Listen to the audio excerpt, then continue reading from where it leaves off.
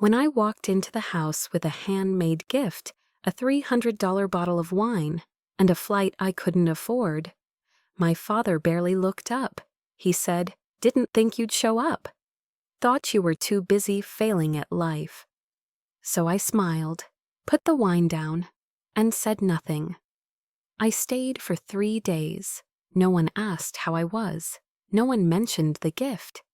At dinner, when my cousin announced he was opening a new office in Chicago, they all clapped like he had cured cancer. When I said I got published in a medical journal, my dad just sipped his drink and looked the other way. My name is Rachel. I'm 31st, middle child. The one no one noticed unless something needed cleaning, fixing, or being paid for. I grew up in a house where silence was a survival skill. I mastered it before I learned how to spell my own name. When I was 9, I taught my baby brother how to read. When I was 12, I packed my mother's hospital bag when she forgot she was pregnant. And when I turned 16, my dad gave me a keychain with the word useful engraved on it. He thought it was funny. It wasn't. They never called me brilliant, never called me beautiful, just useful. Background noise. And I believed them. For a long time, I believed that staying quiet would make them love me, that being helpful was the same as being wanted. It was my father's 60th birthday. Everyone came, relatives I hadn't seen in 10 years, friends who used to borrow money from him in college, people who called me Eva instead of Rachel and still got hugs. They rented a country club, a golf course in the background, live jazz, shrimp towers, suits, and fake laughter. I booked the venue, wired the deposit from my own savings, paid extra to get the catering upgraded. No one asked me to. No one thanked me either. I flew in from Boston, red-eye flight, middle seat, cab straight to the hotel, changed clothes in a bathroom stall. And when I got there, my mother said, "Oh, honey, I thought you weren't coming. We gave your seat to Aunt Carol." So I stood for 4 hours, next to a ficus, wearing heels that dug into my skin. When my dad opened my gift, a vintage watch engraved, he stared at the back and read the words out loud. "Don't embarrass me," he laughed. "That's what I told you when you applied to Brown, right?" People chuckled, like it was charming, like it was cute. And he added, "Well, she didn't get in anyway, so I was right." That part wasn't true. I got in. I just couldn't afford it. Because he refused to co-sign the loan.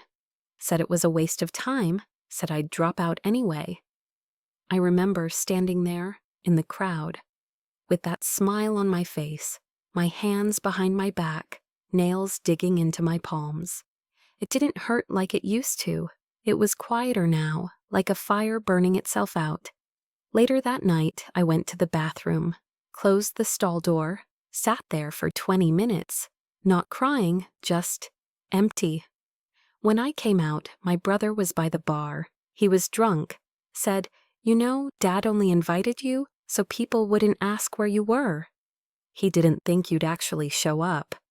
He laughed, then said, "But hey, you're here, that's something." I looked at him. And for a second, I tried to remember the last time he called me just to talk. I couldn't. I didn't finish my drink. I didn't take pictures. I didn't even say goodbye.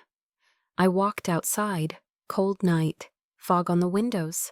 I called a cab, waited in silence, watched the lights from the building flicker like they were trying to decide whether to burn out or stay alive. No one followed me. No one texted. No one noticed. At the hotel, I lay awake, staring at the ceiling. Not angry, not sad, just tired. Tired of being convenient. Tired of being tolerated. Tired of shrinking myself to fit their idea of who I was supposed to be. I thought about my apartment, my job, my clients, the business I'd been quietly building. None of them knew about it. I never told them, because it never felt safe to share anything I cared about. Every win was a threat, every success an accident, every step forward a joke they hadn't made yet. The next morning, I packed my bag, left the key at the front desk, turned off my phone. I didn't slam the door, I didn't say goodbye, I just left. And no one came after me, I didn't go home. Not the one I grew up in, not the one with the framed diplomas that weren't mine, not the one where laughter only happened when someone else was the joke. I flew back to Boston, got in just before sunrise. My apartment smelled like coffee and books, small, quiet, mine. I put my phone on silent, face down, left it that way for weeks. The first few days were heavy, not with grief, with silence. Like the air got thicker, like everything in my body was still bracing for impact that never came. But nothing did. They didn't call, didn't email, didn't ask if I got home safe. They just let me go. I thought that would hurt more, but it didn't. It felt like confirmation, like proof, like they were finally being honest. So I responded in kind. I erased their numbers, blocked a few, not out of spite. Out of necessity. I needed space, not to scream, not to heal, just to think. I started working more, 2 jobs, sometimes 3, freelancing during the day, waiting tables at night. No one knew me here, no one had expectations. I could be anyone, even someone worth something. I took night classes, business, finance, marketing. I sat in the back, didn't raise my hand, but I listened like it was survival. I started a blog, quiet, anonymous, just me talking about work. And slowly, people started reading it, asking questions, wanting advice. Then they offered money, consulting gigs, tiny at first, a few hundred here and there. It grew, not overnight, but steadily, like a leak turning into a flood. I registered an LLC, got a logo, built a site, did it all in one weekend and didn't tell a soul. My world became small and powerful. Wake up, work, study, sleep. I'd pass out on my keyboard, wake up with lines on my face from the spiral of my notebook. I didn't party, didn't travel, didn't tell anyone what I was building. People say success is loud, but mine was the opposite. It was quiet, cold, intentional. I said no to distractions, no to apologies from people who never meant them. No to Christmas invites, no to texts that said, "Dad was just in a bad mood." No to "we didn't know you felt that way." I wasn't angry, not anymore. I was clean, free. It had taken years, but I finally understood something no one ever taught me. You don't have to answer just because someone calls. You don't owe presents to people who only notice your absence. By my 3rd year, I had 2 employees. By my 4th, I had a full roster of clients. I moved into a bigger apartment, started turning down projects that didn't feel right. I'd go days without speaking, just writing, designing, planning. My friends said I'd changed. I hadn't. I'd just unburied myself. Pulled my own name out of the rubble. One night, I was cleaning out old emails, found a draft I never sent, to my dad. A long message, explaining myself, explaining my worth. I didn't send it, didn't need to anymore. He wouldn't have read it, not properly, he would have skimmed it. Found a joke in it, shared it with someone. That's who he was. That's who they all were. The healing didn't come from confrontation. It came from distance, from watching my life unfold without their narration. Sometimes people ask me if I ever missed them. The answer is complicated. I missed what I thought they were. I missed the idea of a father who protected instead of mocked. A mother who remembered birthdays without guilt trips. A brother who asked how I was instead of what I could do for him. But I never missed the reality. Not once. I kept working, launched a second business, built something scalable, repeatable, clean. My name was on contracts, on slide decks, on wired transfers, in legal agreements, all places it had never been before. And yet, I still didn't post about it, didn't tell anyone back home. Didn't update my LinkedIn with the titles I'd earned. Because I didn't need to prove anything anymore. Not to them, not to anyone. My success was mine. Not for applause, not for revenge, not for redemption. Just mine. There was a peace in that. In waking up and knowing no one could take it. No one could dismiss it. Because they didn't even know it existed. I was a ghost, and I liked it that way. Until one day, I got a call from a number I didn't recognize. A voice I hadn't heard in years. It said my mother had fallen, surgery, recovery, family coming together. And just like that, the silence was broken. I didn't answer the call right away. Let it ring, watched it go to voicemail. I listened to the message 3 times before deleting it. My father's voice, low and unfamiliar, like he was trying to sound human. Your mother's in the hospital. It's serious. We're all here. We. That word again. The circle I was born into and pushed out of. I stayed quiet, made tea, went to work, did the usual, but the voice wouldn't leave my head. 3 days later, I flew out. No one knew I was coming. I didn't pack much, just the essentials. The airport felt smaller than I remembered. The streets more tired, like they hadn't been touched since I left.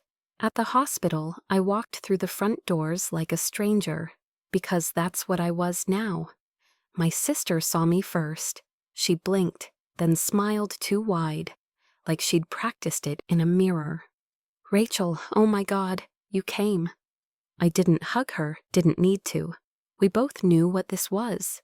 My mother was pale, thinner than I remembered. Tubes, machines, a small television playing a game show she didn't seem to hear. My father was asleep in a plastic chair, mouth open, head back, like the weight of care was foreign to him. When he woke up, he looked at me like I was something he'd ordered but forgotten.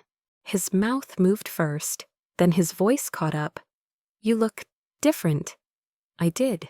Hair longer, skin calmer, eyes that didn't flinch when he spoke. I nodded, didn't smile. He stood up, awkward, like he was trying to remember how to be gentle. How have you been? Fine. That's all I said. We sat in silence. The only sound was the heart monitor, the beeping of something still fighting to stay. Over the next 2 days, I watched them all orbit around each other. My siblings taking turns being heroes. My dad pretending he still knew how to lead. Old friends dropping by with flowers they bought last minute. They asked me questions, shallow ones. Where are you living now? Still doing whatever it is you do? I gave them answers with no edges, software useless, because the truth wasn't for them. The truth was, I had an office, a team. I was advising companies that used to laugh me out of the room, but I didn't need to say any of that. My presence was loud enough. I wore a black coat, leather gloves, shoes with heels that echoed when I walked. They noticed, you could feel it, the shift. They didn't ask about money, but they glanced at my phone when it lit up, saw the emails, the meetings, the names. They started treating me like someone important, even when I said nothing, especially then. It was a strange reversal, like they were trying to find the version of me they had ignored for years. But she was gone. They didn't say sorry, not directly, just phrases like, "We didn't know you were doing so well. Wish we stayed in touch. Dad always said you were smart." That last one made me pause. Because no, he didn't. He said I was difficult, said I thought too much, said I'd be lucky to end up with a decent job and someone to tolerate me. But I didn't correct them, didn't drag the past into the room. It was already sitting beside us. On the 3rd day, my father asked if we could talk, just us. He looked tired, older than I remembered. We sat outside the hospital cafeteria, rain tapping on the glass. He said, "I didn't always know how to be a good dad, especially to you." You were different. You didn't need anyone. It made me feel unnecessary. I didn't interrupt, didn't nod, just watched his hands shake slightly. Then he said, "You've done well. I've heard things, people talk. You've made something of yourself." I waited because I knew there was more, and there was. I was wondering if you could help out with the bills. Insurance doesn't cover everything. There it was, the ask, not malicious, not cruel, just expected. Like defaulting to me was muscle memory. I looked at him, the man who once told me to drop out of community college, who said I was too sensitive, too weird, too much. And I said, "I'll think about it." He nodded, didn't push. Later that night, my brother asked if I could invest in his startup. Said I'd get equity, said it was a good deal. My cousin wanted me to look at his resume. My aunt asked if I'd consider hiring her son. Everyone had something. Everyone suddenly remembered I existed. And through it all, I stayed calm, neutral, unreachable, not out of pride, out of protection. Because I knew what would happen if I gave them what they wanted. They'd swallow it, rewrite it, say they always knew I had potential. But I was no longer theirs, not their disappointment, not their joke, not their punchline, not their savior, just not theirs. I helped where it made sense. I ordered groceries for my mother's nurse, paid the hotel bill for a visiting cousin who had always been kind. But I didn't give my father what he asked for. I flew back home a week later. No party, no goodbye photo, no promises to visit soon. On the plane, I sat by the window, watched the city shrink beneath me, felt something loosen in my chest. I had gone back, stood in the room, listened, and left again. This time by choice. This time whole. I wasn't angry. I just wasn't theirs anymore. A month passed, then another. They didn't call again, not to ask, not to thank, just silence. I kept going, woke up at 5, ran the numbers, took meetings with people who used to forget my name. I hired a woman who reminded me of me. She didn't smile much, worked like every hour mattered. I gave her a key to the building. Sometimes that's all someone like us needs. A key. And silence. Not noise pretending to be love. One day I got a letter, thick envelope, no return address. Inside, a legal notice. My father was rewriting the will. He was considering all children equally. It was a peace offering wrapped in paperwork. He had nothing I needed. Not the land, not the name, not the legacy. But I knew what to do. I made a call, had my attorney write something cleaner, sharper. When the papers were finalized, my name wasn't in his will. I added a clause. The money would go to someone else. Someone they used to call weird. The cousin they left out of birthdays. She cried when she found out. I didn't. I just said, "You deserve better." And she said, "No one's ever said that to me before." The next week, my brother texted, said he was about to close on a new house. Wanted to know if I could co-sign, just a signature, nothing big. I read the message, put my phone down, didn't reply. He sent a follow-up, "Hello?" Then, "I guess some people forget where they come from." Number. Some people just learn not to return to places that hurt. I blocked his number. Aunt Lisa called later.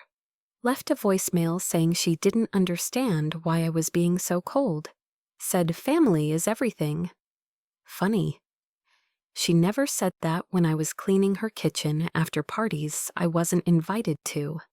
I didn't delete the voicemail. I kept it, like a souvenir, of the version of me they still thought existed. A quiet girl, too polite to say no, too desperate to be loved. But I'd changed. I didn't yell, didn't write long letters, didn't burn bridges. I just stopped answering. I donated to the local college in our hometown, set up a scholarship in my mother's maiden name. No one in my family was eligible.